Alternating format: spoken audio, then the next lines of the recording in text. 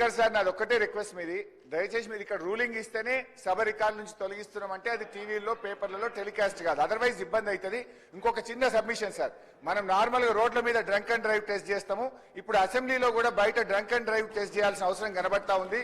కొంతమంది సభ్యులు పొద్దున్నే బాగా డ్రంక్ చేసి సభలోకి రావడం వల్ల వాళ్ళు ఏం మాట్లాడుతుందో సోయి లేకుండా మాట్లాడే పరిస్థితి వచ్చింది.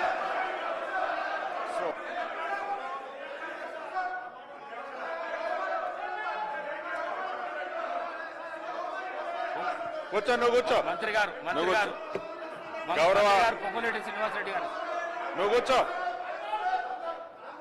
కూర్చో అన్న. అధ్యక్ష, ఏదైతే బాగా అనుభవజ్ఞులు, చాలా సీనియర్ మోస్ట్ మాజీ మంత్రివర్యులు హరీష్ రావు గారు ఇంతకు ముందు మాట్లాడిన వర్డ్ చాలా బాధాకరమైంది. సభకే కాదు సమాజం తలదించుకునే పదం వాడటం జరిగింది.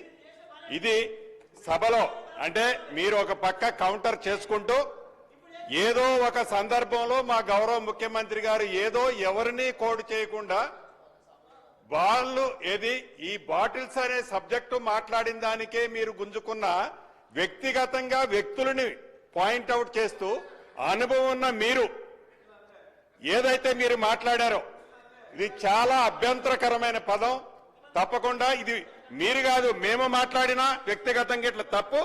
ఇక్కడ దీనికి సభా సాక్ష్యంగా మీరు క్షమాపణ చెప్పాలని డిమాండ్ చేస్తున్నాను.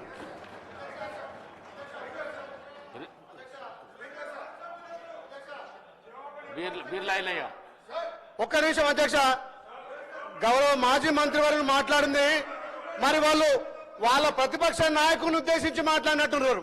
మరి ఆయన ప్రతిపక్ష నాయకు పాత్ర వహించక ఫామ్ హౌస్ లో దాగి పండుకుంటే మరి వాళ్ళు మామ గుర్తొచ్చినట్టు మా గౌరవ మంత్రి మీద మాట్లాడడం దుర్మార్గం.